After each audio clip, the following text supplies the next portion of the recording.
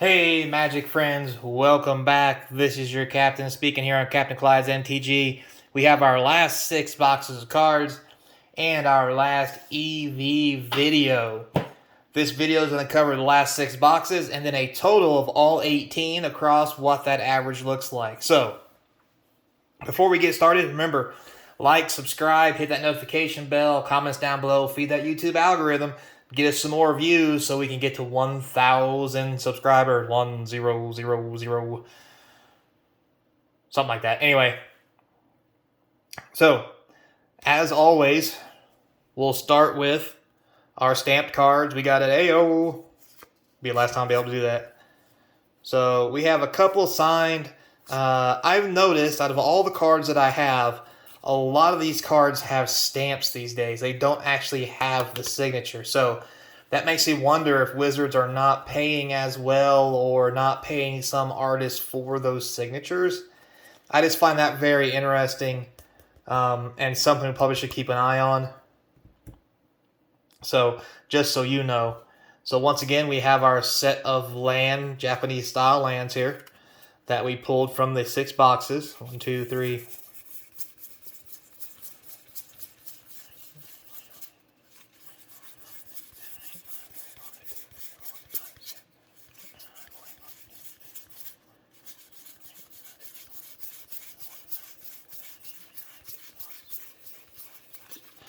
We have 66 lands. Again, it was 66 last time. I think the first 6 was 67. So I think it's a pretty good average to say that you're going to get about 60 of these lands every 6 boxes. So honestly, if you divide 66 by 6, a box is going to give you 11 of these in set boosters. So something to think about. As far as this goes, our average number of these has been 16 and 17. So 1, 2, 3, 4, 5, 6, 7, 8, 9, 10, 11, 12, 14, 15, 16, 17 again. So you're going to be averaging, honestly, 16 to 17 foiled Japanese lands out of the set boosters. That seems to be pretty normal. Now, let's talk about Commander cards. So first we have the Commander rares. In this particular one, we got lots of the Mujins. And notice we didn't get any green ones, which I thought was kind of weird. I'm pretty sure there are green ones. I just don't know why we didn't have any. Maybe I'm wrong. And then we had 3 of this guy, which he's not really worth anything either. So, 1, 2, 3, 4, 5, 6, 7, 8, 9, 10, 11, 12, 13, 14, 15, 16, 17 of these. So you get 1 of these about every 2 packs. I don't like these being in the booster, as I've said before, because, well, they take the place of regular rares or another card that would be special you could get from the set. I'd rather have these set cards and then buy these as the collector sealed, right? Because they're not worth anything because every not collector sealed, I'm sorry, commander sealed deck is going to have these, so they're not as needed. I just don't think they're good. I just don't like the idea of them being in here. Now, with that said, the same kind of goes for the mythics. For example, these mythics and most mythics do not have any value. The only ones that do, is you have the Ever Faithful, and then you have Life's Origin Shrine. This one's only a couple bucks. This bad boy is up in the $20, $25 range. So this I was okay with, but at the same time, I've had 6 boxes of some of the other videos where I didn't get one of these, and I got nothing but a bunch of these that are worth like $1 a piece, and they're mythics. I'd rather honestly have mythics from the set, just because I'd rather the mythics from the set to put in my collection or to sell. Now, if they wanted to put these in like a list slot and have the expensive ones like these in the list slot, now I'd be all down for that, and I'd be fine with that. But as it stands right now, not a fan of these being in there either, even though they did bring some value. Now, next, we're going to go to the juicy stuff. We're going to go to the list slot.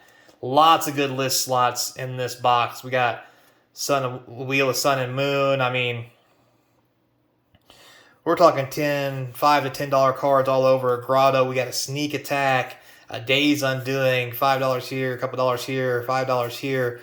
Like, there was lots of good list stuff in these 6 boxes. Unlike the other boxes, we did hit 1 or 2 strong list cards, but not in the quantity as we did with this. So I think this last case of 6 boxes has a better showing for the list than most other cards. Now, finally, our mythics. So, Expensive ones in the front, you got Ojin for 15. You got some Tezzy, Kato, the Wandering Emperor, a couple of Blazing Skies, some Kadomas, or Kadama, how you want to say it. We got a couple of Nashis, but after that, it really kind of goes downhill for value in the Mythic slot.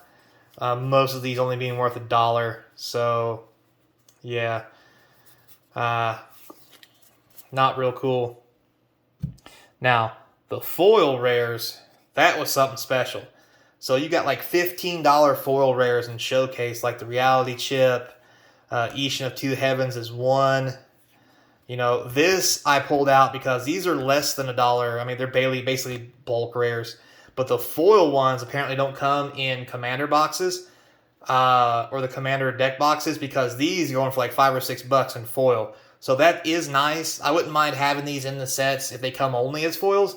That's my personal opinion. Foil Farewell Showcase, Foil Lizard Showcase, Iganjo foil, Invoke Despair foil, Swirling Mist, again, $5. So the foils in general were okay. Not all that shabby, but these here in the front were obviously big hits, which helped out a lot. Now, with that said, all the rares are here. I'm not going to go through the rares, but as you guys know, Boseiju is a $20 rare. It is the most expensive card in the entire set that is not a Mythic, and it is more expensive than most of the Mythics in the set. So if you can get a Boseiju, right here, Boseiju Who Endures, this thing is $20 to $25. This is just insane for a rare. And I did get a couple showcases in other boxes. I'm not sure if I can find it quick for you.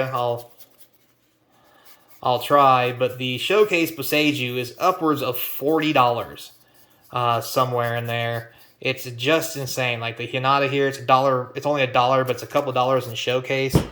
The Ishin here is like $1 rare with it not being foil and not Showcase. So, I mean, that kind of sucks. It does make it easy to get cheap cards to play, and then make it so if you want to bling your deck out, you can for that really special stuff. I swear I pulled one, guys. I just don't remember where it's at.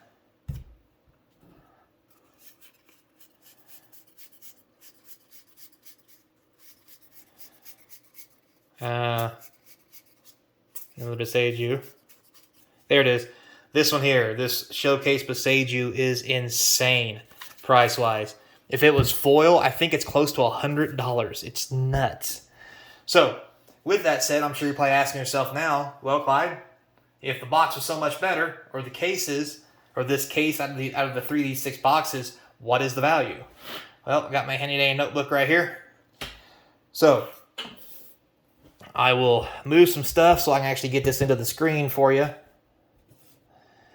That way you can follow along with me instead of just listening to me monotone on.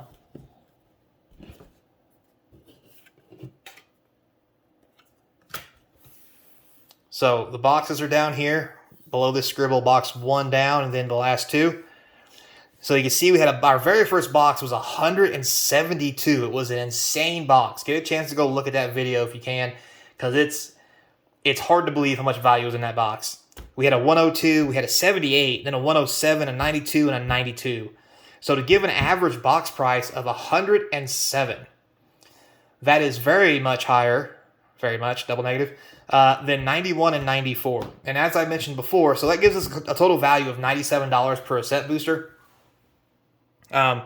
which after taxes and everything, I think they're going for around 100 right now. You will lose money if you buy set boosters. Now, with that said, as these cards are finding price points and cards going up and cards going down, you'll notice that this is worth more now a couple of days later. And this video is going to be posted in a few weeks, so it'll even change by then.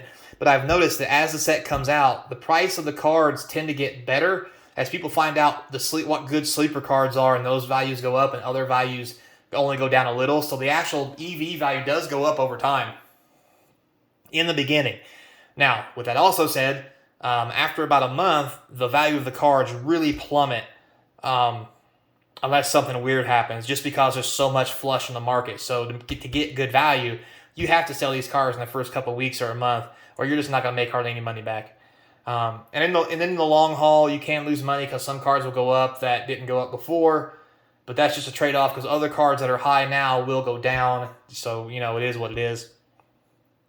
So, with that said, thanks a lot, guys. I do appreciate it. Put some comments down below. Tell me what you think about the set. I personally like it. I think it's a great set to invest in, especially with it being cheap. It looks like it's fun. I've played it. It plays fun. A lot better than the original Kamigawa. I didn't play back then. I heard it not do well, and people didn't play it well. They thought it was kind of busted. Maybe it was the wrong time for ninjas and everything, but this just seems really cool. I like the set. I like the cards. It seems fun. I like it. I don't know what to say. I just for some reason it just feels good. I like it. So until next time, put your comments down below. Tell me what you think. Until next time, be kind. And as always, I hope to see you across from the game table. See you later, guys.